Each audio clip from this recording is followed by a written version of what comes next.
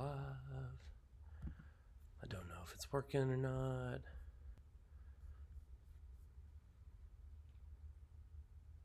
Can't really tell. Then I got to adjust it. Yes, we'll be able to see it via right there. So I guess an idea of what we're looking at. And I mean, it's a recording. I can edit this out. It says active. All right. So I guess we're live enough there to say that we are. And we can look at ourselves right there. Is that okay?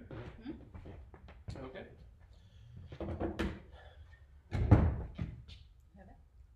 My script, yeah, we'll get there in a second.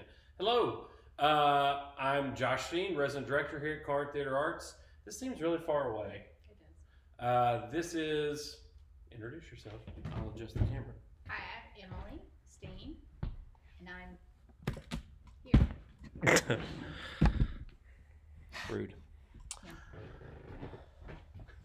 Emily is here because she's not only married to me, but she's a board member here at CTA. She is our secretary. Mm-hmm. That sounds right? Yep. Yeah, that sounds right.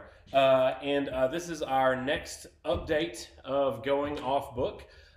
We were supposed to have some other programming, but we don't. We'll have that hopefully this coming up week. We'll get back to do that. We had some technical difficulties that we'll be okay with. So no fear, we'll handle that. Some updates for you here at CTA. While I lean on the old CTA table here. We are encouraged by some of the news we're hearing about COVID-19. So while we had originally planned to open Frozen Junior, in the next couple of days, obviously that's not going to happen.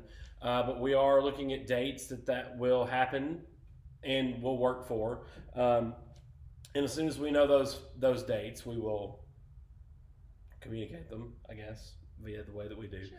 Sure. Our cast is doing really well. We've continued rehearsals, and they're being amazing. So I'm really excited about that. I think that Frozen Junior is going to be excellent. Same thing for Chicago. We really excited to bring Chicago to CTA for the first time ever, and so we're still going to do that. We're just going to push it for a little bit. That'd be great. But we'll announce dates as soon as we can. Know when it's okay to be closer together. We're married. This is kind of embarrassing. Clay and I sat closer than this the last time we did this. And when we can be closer together and when I can have more than like 4 of you here at the Crossroads Play. So in-person rehearsals we're looking to continue very, very soon and to try to get about our normal lives as much as we can. We don't think that things will ever return to normal, and that's okay. Not fully normal, but art goes on. So it's our job as artists to make sure that continues to happen. So that's what's happening there. And also because of this, our Fear Thee Not Shakespeare group has gotten off to a great start. We had our first meeting on Tuesday of this week virtually, and we still have a couple of roles available. So if you're interested in being in Fear Thee Not Shakespeare, we're going to meet once a week via Zoom, and we're going to do a couple of things. We're going to take the No Fear Shakespeare side-by-side original text and modern text comparison and use that as a guide to learn what these folks are saying. And we're going to take the original text and do a recording of it live via Zoom. And then we're going to take the modernized text and adapt it to our own version and do a recording of that. So essentially we'll do Hamlet twice, 2 versions of Hamlet.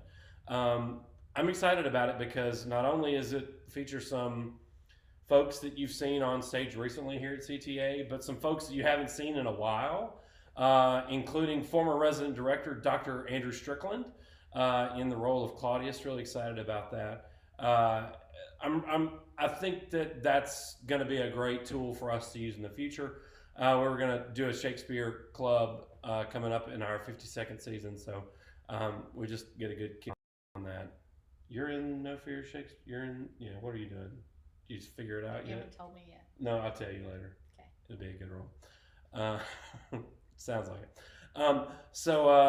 That's that. If you the group is public, so if you want to join the group, you should do that.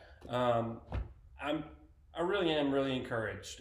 We were off away for a while on in another location, socially distancing away from Mississippi, and it was really nice to meet with our folks interested in this just randomly one night. So I'm really excited about it. I think it's going to be a good thing and a good addition to what we do here at CTA. Okay, so Fear the Not Shakespeare, join the group. Even if you don't want to do Hamlet with us, join the group because we're going to continue this process. Hopefully that means that we will do, after this, we'll do an in-person production of something. There are a couple things I'm looking at. Shakespeare's great, and I'm glad that we have a group of people who are excited about doing it now. So think about that. I didn't have a sign for you this time. Technically, the next performance that we did that would have needed a sign was our competition performance of the Rocky Horror Show. And we didn't do yard signs for that. But our Rocky Horror cast, same cast, lots of great, well, it wasn't the same cast, was it? No, we lost like 4 people. We lost a few people, but it was mostly the same people. Principal characters were the same. The show was the exact same. We're apparently the only ones in the state that liked it, but that's okay. We loved it a lot. Hi MTA, I hope you're watching. That'd be great. Oh, she said stop. So there's not one of those, and not really a playbill to go along with what we're going to do for you tonight. We'll get on with that in just a second. So because Emily and I went to an undisclosed location and we're kind of bummed. We're kind of bummed, but it was nice. We've been bummed at home, and our 10-year-old is watching at home and sending us critiques. I know the connection is bad. We need First Light Fiber to come in and give us some fiber internet. That'd be great. Because we went away, we've done a lot of cooking and eating outdoors and lots of great things over the past, I walked out of here from right this seat and got into my car, drove home, and then got up and drove to the river in Arkansas the very next morning. So we've done a lot of good outdoorsy stuff. And the thing that I love the most about the Critics' Choice Cookbook is that it really has everything. Like, it has a recipe for every scenario. So there's an on the grill section that I think is great that I wanted to talk about for a minute. I think that everyone is like, hey, I'm an expert in this. We see volunteers all the time who are like, I don't know what I'm doing. I'm a musical theater person, or I'm a this person. They are experts in their fields to an extent. Really is the same with charcoaling or grilling or anything else like that. This gal right here and I have watched every single episode of King of the Hill, probably like 85 times. A lot of King of the Hill. If she and I can't cook it on a grill, it doesn't need to be grilled. Probably. We did a little bit of that this week. It was pretty good. And so I thought, since we did that, and Clay had said the thing that he missed about the real world was the ability to go directly somewhere and eat a good steak in a dining room somewhere. What we're suggesting is that if you want a good steak and you're in Corinth, you drive to Russell's and get one because they're delicious, or to Mills Steak and Fish, which is like right over there. If I'm pointing right. There. Yeah, there. So lots of great places for you to enjoy some food. We spent the entire week at home being like, I wish that we had Bucks right here on. Hi there, Ruth. That's a thing. If you're in town, do that. So we're going to take a look at the Critics' Choice Cookbook and give you some tips for charcoal grilling. I think it's interesting, and then I have a couple of things for you from it. So tip number one: good quality hardwood charcoal briquettes are the best and the easiest fuel to use if you can get them on fire. Sometimes I can't do that. Make fire fit your grill and the meat or other food you are preparing. That makes sense. Like not a lot of steak and stuff. Tiny grill. Use tongs to turn meat rather than a fork, as piercing the meat causes the juices to escape. Nobody likes a dry meat. No, or steak or anything else. Hickory, applewood, and pecan chips, first soaked in water, add a lovely different flavor to meats when placed on the fire 4 or 5 at a time. Okay. This is a very Corinthian Critics' Choice Cookbook tip. A water pistol or squirt bottle is good to have next to the fire should it flare up. I had one small flare up. I tried to randomly grill sweet potatoes. That was a bad tip. Okay, so he wrapped the sweet potatoes in foil and he put the butter, like he dressed the potato and then wrapped it up in foil and then put it on the grill. And the butter, of course, caught fire and the potatoes were not done. Hi, Buffy. Our Buffy Gibson, Buffy. our another member of our board of directors, says hello. We'll make her do this at some point. So we didn't set the cabin on fire. No, we didn't. But it was close. If I'd had a water pistol, would have not done anything. 6, a hinged grill or broiling basket is excellent for cooking fish. Potato. 7, put your guests to work helping to cook. They love it. Do you? you? I don't know. Like for me, it's I don't want you to touch this food. This is my job. I've taken it on me. It's my job. Don't do it. So those are interesting tips for outdoor cooking. I will say that I love this. I love this quote from that I think is super appropriate for our No Fear Shakespeare that we're doing, and just having friends that eat and get together and hang out when you can do that. Shakespeare said this: "Strive mightily, but eat and drink as friends." I used to have this poster on my bedroom before I knew you. That was a Three Stooges golf poster that said "Golf with your friends," and that is true. It's true to golf with people who aren't your friends because they're jerks. You should eat and drink with your friends. I think now, of all of this we're learning, we should really look forward to the time where we can eat and drink with our friends. Buffy's a great example. Next board meeting that we can have. The last board meeting we had was at one of our local Mexican places on 2-for-1 margarita night. We're definitely doing that again very, very, very soon. Fingers crossed. Okay, so I've got a recipe here for, where was it? This is interesting. We have a lot of recipes here from like Miss Ann White and Miss Sarah Ellington, and I think that's a good one. I think I'm going to go with that since we talked about barbecuing. So this is Miss Sarah Ellington's barbecued brisket. It's listed in the Critics' Choice Cookbook as Mrs. Charles Ellington, but I know her as Miss Sarah, so that's what we're going to do. You need a 3-pound beef brisket, garlic salt to taste, 1/4 cup of liquid smoke, and 1 teaspoon tenderizer. There we go. I learned from my dad this week that garlic salt is really a thing that folks want to. You learned that from your dad? Because I put it all over our French fries. Well, I know that, but like he puts it in everything. Like anything that goes on a grill, he's like garlic salt, garlic salt, garlic salt. So it with garlic salt and marinate overnight in liquid smoke. Or you could just put it on in a smoker. Wrap in full after adding tenderizer and bake for 1.5 hours at 325 degrees Fahrenheit. So you don't even need a grill for this. You could put it on a grill anyway.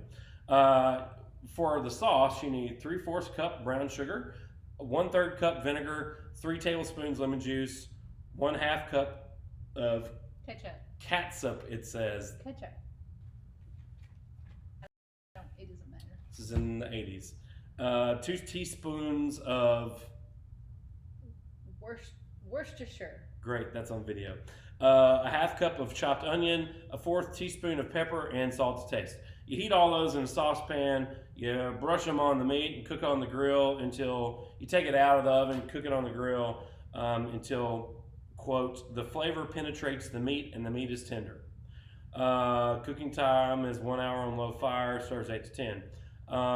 There's a variation. I think this is great. After marinating overnight and adding tenderizer, cook in the smoker overnight, basting with sauce well before and after cooking.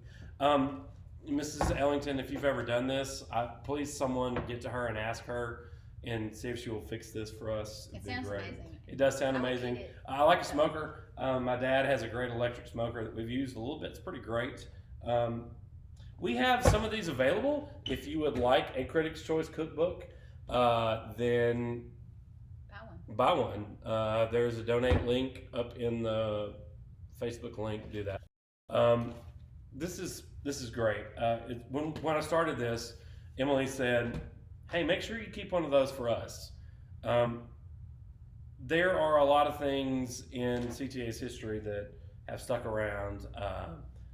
This is definitely one of them. There are a lot of these people that are gone, and there are some that aren't. And to see their names with these recipes is amazing. For instance, I just literally opened the book, and there is my 6th grade English teacher, Mrs. Fisher, and her holiday nut cake. So, Critics' Choice Cookbook, super great. Okay, so we're gonna punt tonight, and we were gonna read you selections from Cat on a Hot Tin Roof, but we're not, because Big Daddy is not here. So we were going to do On the Timing, 6 one-act plays by one of my favorite playwrights, David Ives, this season. As part of our second curtain series, is going to finish out second curtain for us this season. We weren't able to do that because of COVID-19. But one of the reasons it's one of my favorite collections of one-act plays is because I did this one-act play in college, Sure Thing, by David Ives. And it features one man and one lady. And the whole point of this is that this guy sits down in a cafe and he starts this conversation with this girl. And every time he screws up, a bell rings. And the conversation ends. So it goes from, here's this thing that doesn't work and he has to leave, to, hold please. I believe we have our special guest.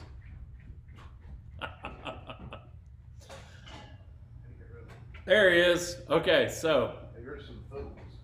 We're live, please. All right, we're live. So I guess we're not doing that anymore, but that's okay. You and we'll do that when you have time to rehearse it. I promise. And live now is Clay Nails. Would you hand me those, dear? He's just in time for. Right. Nice to see y'all. Bye. Yeah, Kay, thanks. Bye, Emily. That was great. So instead, we actually are going to do our reading from Cat on a Hot Tin Roof. I've read through this once. We produced Cat on a Hot Tin Roof several years ago. Katie Simons is director. Outside of this gentleman right here who portrayed Big Daddy. By the way, we talked about this week. You were way too young to be Big Daddy. Way too flipping young to be Big Daddy. But you were amazing. Well, you compare the rest of the cast, it was kind of a... John... It was all relative. It was all kind of relative. John Lowry, that, I said, and I'll always say, is if he would do it. I would love for John Lowry magically just to show up back here one day. Watching. Show up. Yeah. Magically. Well, from Memphis. John played Brick in Cat on a Hot Tin Roof. In this section we're going to read tonight from Cat on a Hot Tin Roof, is Brick and Big Daddy. Hey, can you bring me one of those in a minute? That'd be great. One or two? Another one. Yeah, two, he says. So we're going to start on page 47 from Big Daddy's line, What Makes You So Restless? And there are a couple of other like characters that are intersecting. We're just going to skip over that. So in this section, Big Daddy confronts Brick about his drinking, and it's bad. Like, it's gotten bad. Do you remember the end of Act 2 from this? What do you remember from your experience of being Big Daddy and Cat on a Hot Tin Roof? I know that everybody wants you to do it again. Yeah. Well, the I remember from this is kind of like Al Pacino said about The Godfather. The Godfather is not a mafia movie. The Godfather is a story of a father and son. Correct. And here it is. Much the same way, Cat on a Hot Tin Roof, though Maggie the cat, in the movie version, kind of winds up being the central character. The play is a lot different from the movie. The play is darker than the movie is. Mm-hmm. And the play, if you read the play and if you have the opportunity to see it, whether it's here or someplace else, one of the things you'll get the impression of it, and you'll get it quickly, is that the play is about Brick and Big Daddy. It's not about Maggie. No, and Williams does that a lot. Like, that's, I wouldn't say it's one of his signatures, but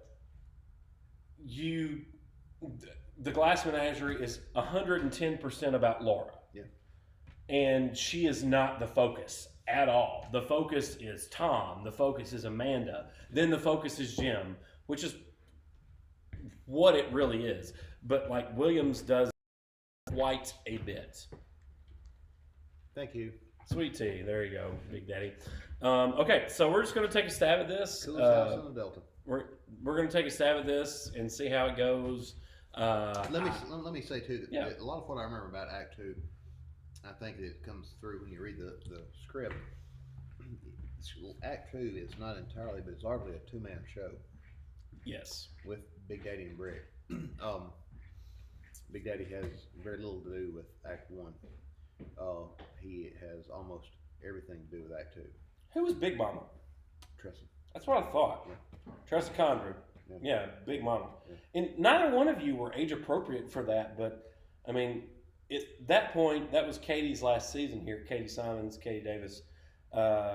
And that's what I love about our system. Our system is, I was hired to be our resident director because I'm from here. I knew all of you people. I've worked with Clay. I've worked with Emily. I worked with all these people forever and ever. So I didn't have this 6 months where I had to get to know all of you and then know who was capable of what. Some of our best work from our resident directors are in their final couple of seasons when they know who is capable of what. Katie was very comfortable with you at that point. My God, you've been Macbeth. Yep. The Mousetrap, we had done that, and we didn't screw that up too bad. Came out of the cupboard. Still looking for those damn skis. That's my favorite part of the Mousetrap. Came out of the cupboard, not out of the closet, by the way. No, it was a cupboard under the stairs. I love that. Like, here is a director that was comfortable with her volunteer pool at that point, and she kind of hit her stride. There were probably more age-appropriate people that auditioned for Cat on a Hot Tin Roof, but I don't know. Looking back on it, you're reading my mind. I was trying to think, and I don't know that there were any other age-appropriate people who auditioned for it. Now, Katie was pretty good about that. She was pretty good about putting the right people in the right role. There, as a director myself, there's a lot that I've learned about casting, and I 125% think that casting is the most part of what it is that I do here at CTA. If you put the right people on stage, the product sells itself. Yeah, so, yeah. You mentioned John Lowry earlier. If Shannon Teeter Hines is watching, did a more than phenomenal job playing Maggie the cat. That's such a difficult role, and she did it with exquisite skill. Especially as a character that ends up being a secondary character. Absolutely. Yeah. Absolutely. So we're going to start on page 47 We're going to start from Big Daddy's line after his big tirade there. What makes you so restless? And we're going to go to page 59. We're just going to skip over any of the other bits. So it gets to the end of Act 2. What makes you so restless? Have you got ants in your pants? Why? Something hasn't happened. Yeah? What's that? The click. Did you say click? Yes, click. What click? A click that I get in my head that makes me peaceful. I sure as hell don't know what you're talking about, but it disturbs me. It's just a mechanical thing. What's a mechanical thing? This click that I get in my head that makes me peaceful. I drink till I get it. It's just a mechanical thing. Something that like a Like what? like a switch going off in my head. Turn the hot light off on the cool light on, and all of a sudden there's peace. Jesus. I didn't know it got that bad with you, boy. Why, you're an alcoholic. That's the truth, Big Daddy. I'm an alcoholic. That shows how I let things go. Will you please give me my crutch so I can get up off this floor?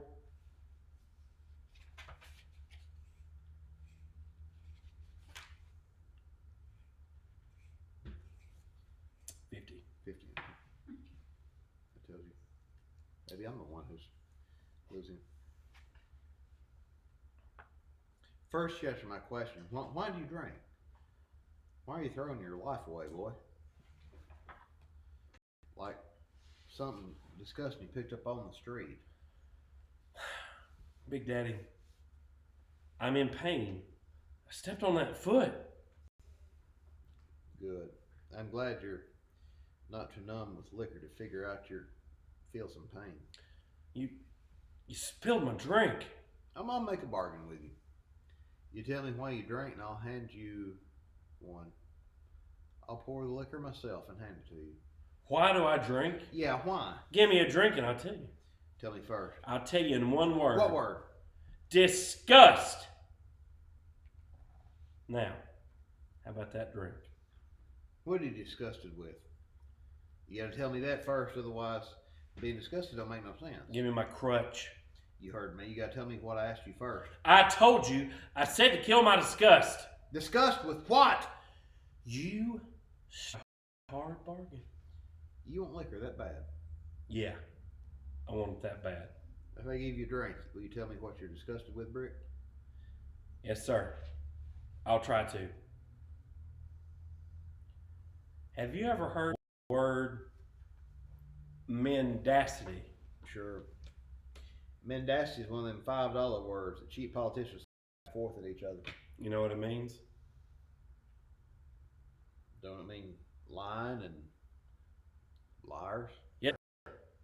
Lying and liars. Some of them been lying to you. Oh, Gooper bumps in. There's children and all kinds of stuff, and Big Daddy says keep out. Go on, Big Daddy. Who's been lying to you? Who's been lying to you? Has Margaret been lying to you? Your wife been lying to you about something, Brick? Not her. That wouldn't matter. Then who's been lying to you and what about?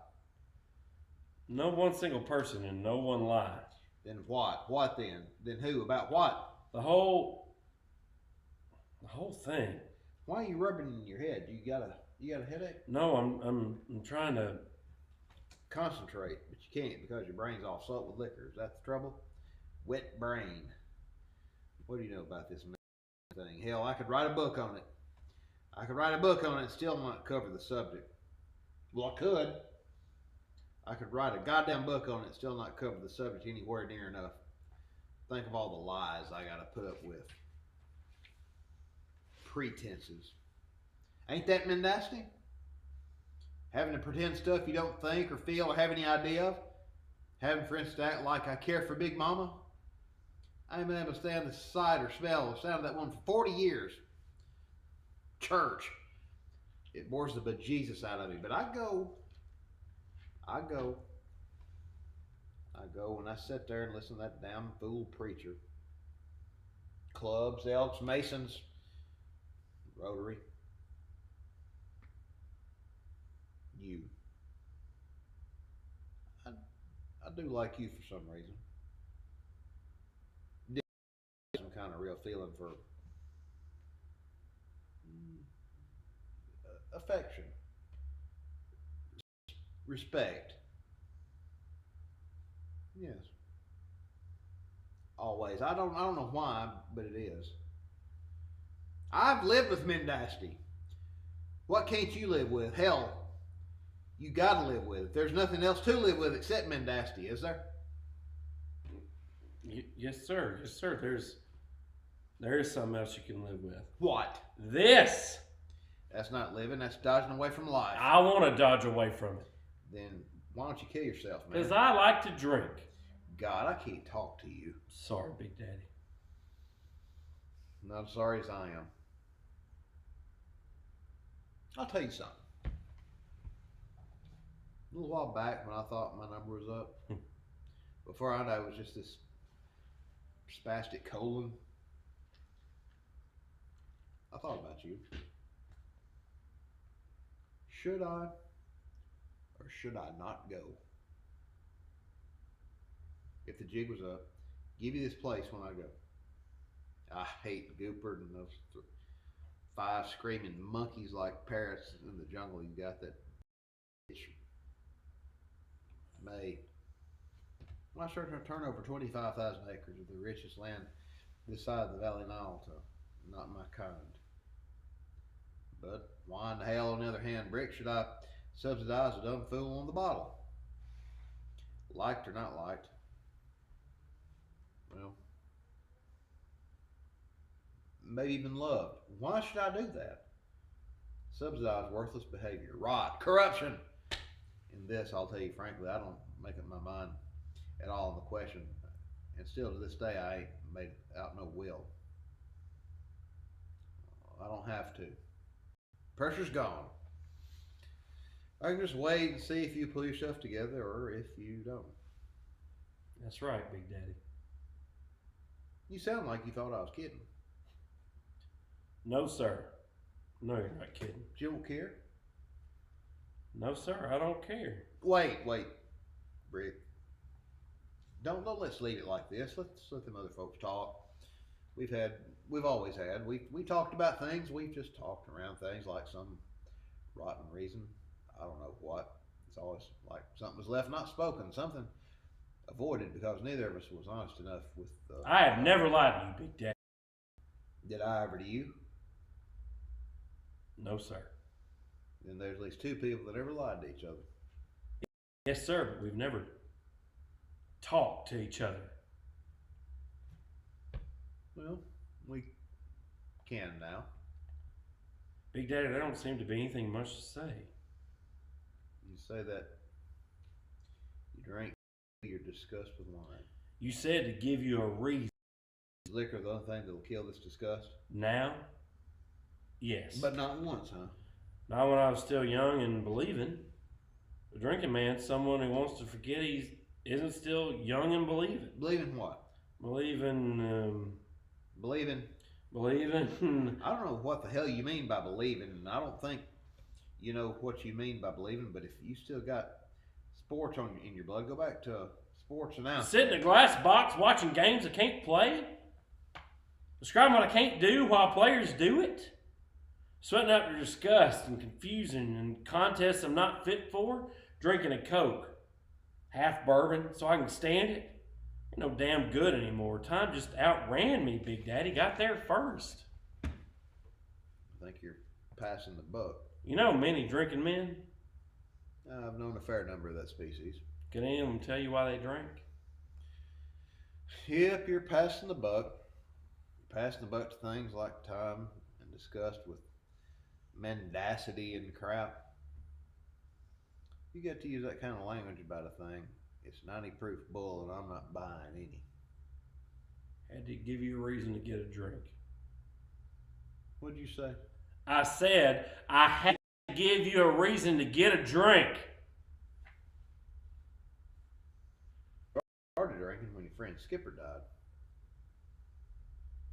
What are you suggesting? I'm suggesting nothing. But Gooper and May suggested there was something Not right. Not exactly. right? Not right. Not, well, exactly normal in your relationship. They suggested that too? I thought that was Maggie's suggestion. Who else's suggestion is it? Is it yours? Now, How many others thought that Skipper and I were... Now, hold on. I knocked around in my time. No, what else that got to do with it? I said, hold on. I bummed this country to... Whose suggestion? Who else's suggestion is it? Slept in hobo jungles and railroad wise and flop houses in all cities. Oh, you think so too. You call me your son and a queer. We'll skip over the preacher on to Look Brick on 55. Skip back. There we go. Look Brick. Look, Rick, I can understand. I can understand anything. Christ, here I came here in 1910. I wore my shoes through. Backed my gear, hopped off the yellow dog freight car half a mile down the road. Slept in a wagon of cotton outside the gym. Jack Straw and Pete Ocello took me in, hired me to manage this place. Screw into this one. I died while Pete Ocello quit eating like a dog. Does what its master's dead and died too. Christ. I'm just saying, I understand. Skipper is dead. I have not quit eating. No, but you started drinking. You so too. You think so too. You think me and Skipper did sodomy together. Hold on a minute. That what you think we did dirty things between us, Skipper and... Why are you shouting like that? What do you... Is that exactly what you think of Skipper? So is that right. exactly what you think of I me? I don't think nothing. I'm simply telling you what... You think me and Skipper is a pair of dirty old men. Now that's... Straw. Ocello. A couple of duck and sissies. Queers. Is that what you... Take it easy, think? Son. Jesus. Here, grab my hand. No, I don't want your hand. Well, I want yours. Get up. Broken out in a sweat. You're panting like you run a mile. Big Daddy, you shock me. You shock me. Talking so casually about a thing like that. Do you know how people feel about things like that? How disgusted they are about things like that? Why, at Ole Miss, when it was discovered that a pledge in our fraternity, Skipper's and mine, it attempted to do an unnatural thing with... We not only dropped him like a hot rock, we told him to get off campus, and he did. He got all the way to... Where? South Africa, last I heard. Well, I've come back from further away than that. Ice and I returned from the other side of the moon. Death's country, son. It's not easy to shock. But I'm not easy to shock here. Always, anyhow, I live with too much space around me to be infected by the ideas of other people. One thing you can grow on in big places more important than cotton: tolerance. I've grown it. Why can't exceptional friendship, real deep friendship between two men be respected as something clean and decent without being thought of as fairies? It can for God's sakes. I told May. Oh, the hell with May and Gooper. The hell with all dirty lies and liars. Skipper and me had a clean, true thing between us. Had a clean friendship practically all our lives. Till Maggie got the idea you're talking about. Normal? No. It's too rare to be normal. Any true thing between two people is too rare to be normal. Oh, once in a while he'd put his hand on my shoulder or put mine on his, or maybe even when we were touring the country in pro football and sharing hotel rooms, we'd reach across the space between our beds and shake hands, say goodnight. Yeah. One or two times. Rick, nobody thinks that's not normal. Well, they're mistaken. It was.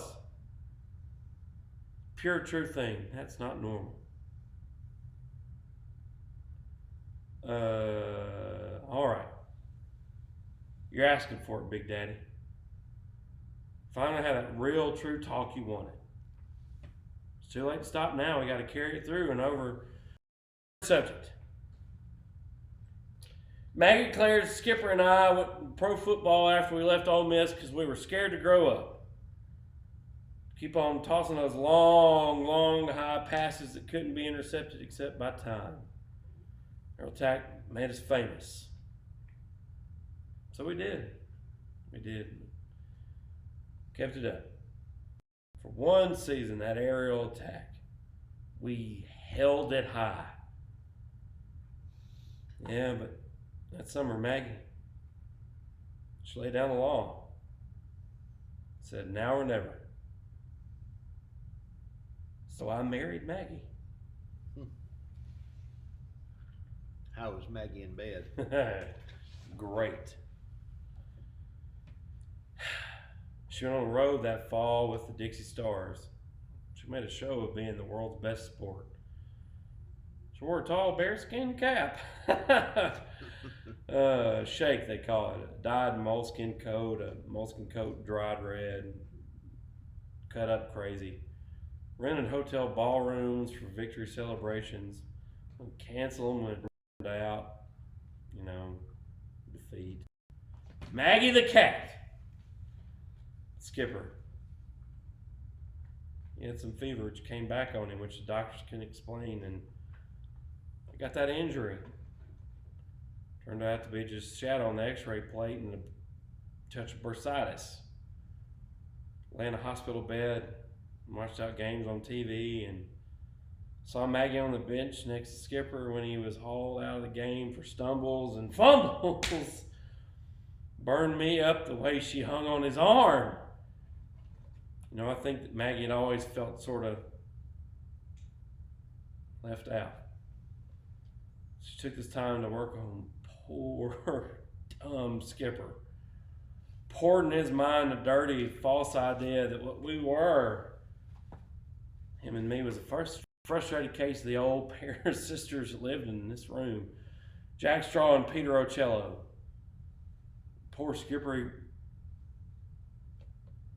went to bed with Maggie to prove it wasn't true, and when it didn't work out, he thought it was true. Skipper broke in two like a rotten stick, and nobody turned so fast into a lush or died of it so quick. You satisfied? Are you satisfied? With what? That story. Not completed. Something's left out. What did you leave out? Yes, I left out a long-distance phone call, which I had from Skipper, in which he made a drunken confession to me, and I hung up on him. Last time we spoke to each other in our lives. You must have said something to him before he hung up. What can I say to him? Anything, something. Nothing. You just hung up. Just hung up. Uh-huh. Anyhow, now we've tracked down the lie with which you're disgusted, with which you're drinking to kill your disgust with. It wasn't Maggie. Maggie's nothing. It was you. You've been passing a buck. This disgust was mendacity as discussed with yourself. You dug the grave of your friend and kicked him in it before you'd face the truth with him. His truth, not mine. His truth, okay, but you wouldn't face it with him. Who can face truth? Can you? Now don't start passing the buck again, boy. How about these birthday congratulations, these many happy returns of the day, when everybody but you knows there won't be any? Let's go out now. Let's go out now and watch the fireworks.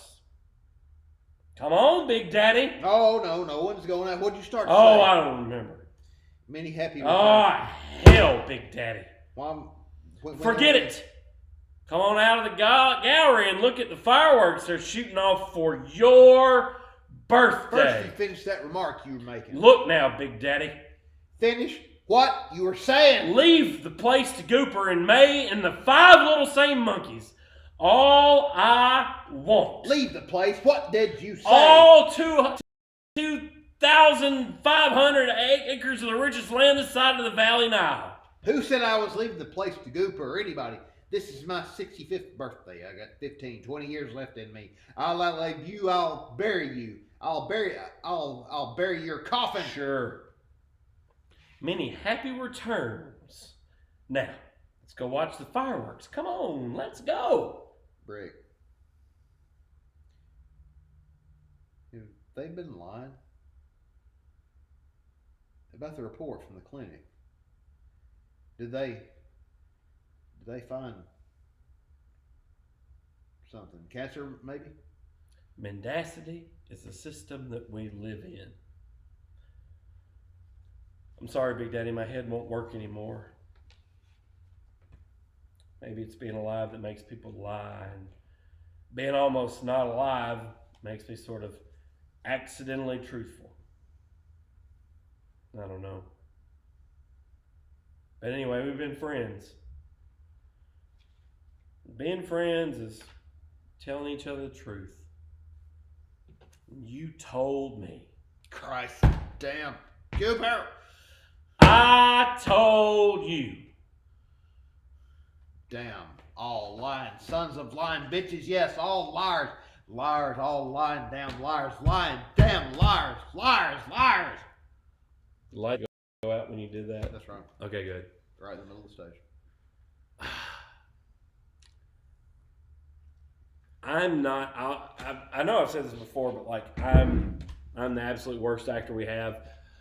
If you go and you have heard the phrase "those who teach can't," I have been fortunate enough since the early 2000s to be a volunteer in the background for a long time for people that have been able to do a lot more than I.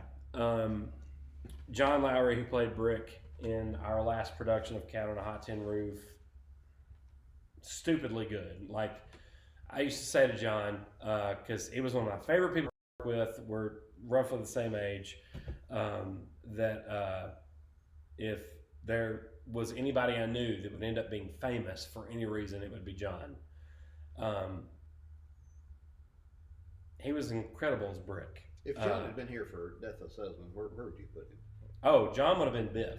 Yeah. Like, not even a question. Like, Yeah. I love Matt Wood. Matt would have been. I love Matt Wood, but I'll tell you this: like, John Lowry left Corinth Theater Arts to go and do his thing, and I'm hoping that maybe through the social distancing thing we can get him to come back. John, if you're watching, come back. Yeah, come back, John.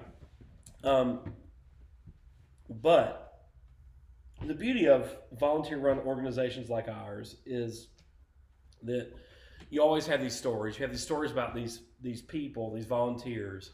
A former technical director of ours, Roger Bry. Roger, put your shirt on. Used to talk religiously about 1776. Dr. Richard Stratton, that I had the pleasure of directing a couple of times in Daddy's Dying, Who's Got the Will, and Bright Star, past president of the board of directors, James Stratton's dad. He talked so much about 1776. Roger talked about it too. All these men who showed up. I never met Dick Dansereau. I don't know if he's alive or dead. Real name? That yes. That sounds like a porn name. It's not.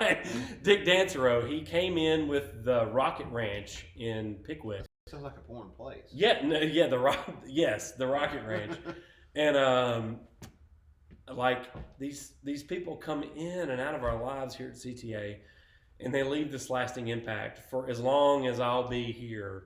John Lowry always leave one for me as a person that I acted across from, that I got to know, and I'm lucky that this guy right here gave me a chance to come back in Daddy's Dying, Who's Got the Will, several years ago.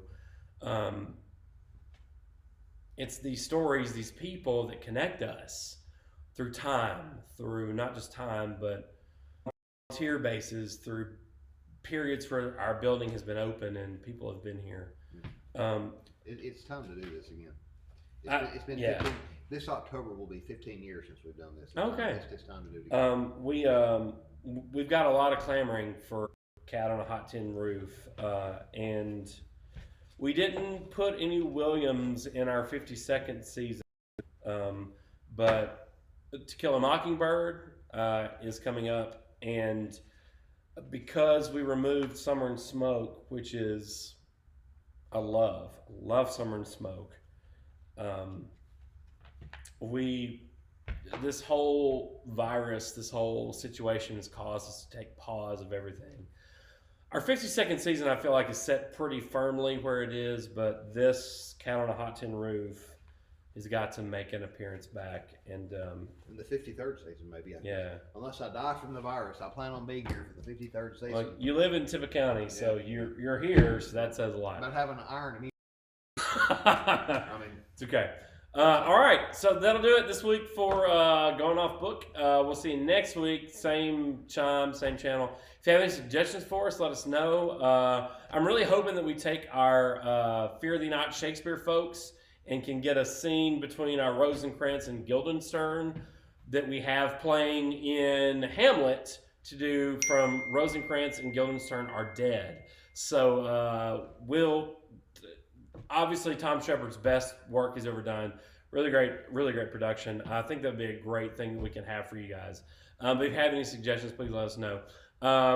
Facebook, Instagram, those ways to keep up with us.